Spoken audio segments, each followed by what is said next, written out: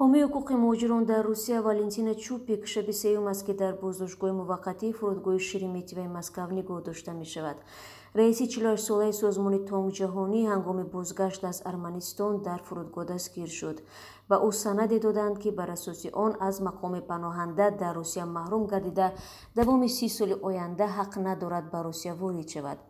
эҳтимол ӯро ба Узбекистон мефиристанд, ҷое ки соли 2006 баъди фишору азиятҳои мақомоти қудратии ҳукумати Ислом Каримов фирор карда буд. Валентина Чупик рӯзи 27 сентябр дар суҳбати телефонӣ аз ҳуҷраи тавқифгоҳи фурудгоҳи Шереметьево ба суолҳои радиои Озодӣ посух дод. Чупик гуфт дар Москав дар нишоние зиндагӣ мекунад, ки он ҷо сабти ном шудааст ва ба гуфтаи вай ҳоло мехоҳанд нисбат ба ӯ иттиҳоми тақаллубии нақзи муқаррароти будбош бисозанд, дар ҳоле ки вай қонунро вайрон накардааст. Чупик дар идомаи суҳбаташ гуфт, ки умеди ӯ ба кори вакилонаш аст, ки дар кишвари сеюм барояш имкони паноҳгоҳ меҷӯянд. бо ёрии созмони Front Line Defenders умеди зиёд дорам онҳо барои берун бурдани ман музокира барпо карданд, вале мегӯянд азбаски тамоми санадҳои маро мусодира намуданд, дарёфти санади якдафаина вақти зиёд мегирад. ин як ҷараёни бисёр тӯлонии бюрократӣ аст.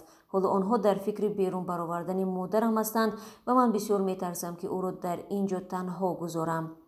яке аз суолҳои радиои Озодӣ ба Валентина Чупик ин буд, ки ӯ шоҳиди қазияҳои Каромат Шарипов ва Иззат Амон, ҳомиёни ҳуқуқи муҳоҷирони тоҷик дар Русия буд. аммо Чупик ба фаъолияти онҳо нигоҳи танқидӣ дошт. ҳоло ки дар ин вазъият афтодааст, оё қазияҳои онҳову худро натиҷаи як барномаи муштарак нисбат ба ҳомиёни ҳуқуқи муҳоҷирон дар Русия арзёбӣ намекунад?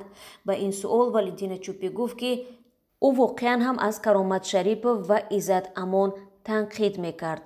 Каромат Шарипов ба мақомот ба он хотир хуш наомад, ки талош кард фаъолияти сиёсӣ намояд. ӯ соли 2017 ҳамроҳ бо Иззат Амон гӯё ба сабаби он ки шаҳрванди Тоҷикистонро куштаву ба Ахлотуда партофтанд, одамонро дар бозори Люблино ба эътироз бароварданд.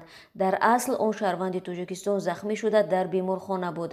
дар натиҷа даҳо ҳазор нафар аз Русия ронда шуданд. баъди ин Каромат Шарифовро аз кишвар берун карданд. сипас навбати Иззат Амон шуд.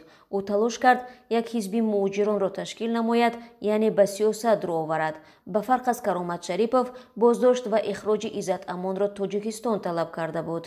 Валентина Чупик дар идомаи суҳбаташ гуфт, ки созмони Human Rights Watch барои ӯ як адвокат доданд, ки ба кори ӯ машғул мебошанд, вале барои адвокаташ иҷозаи дидор бо Валентина Чупикро надоданд. ҳоло вакили дифои ӯ ба Кумитаи ҳуқуқи башари Созмони Милал ва Комиссарияти Олии Паноҳандагони Созмони Милали Муттаҳид муроҷиат намудааст.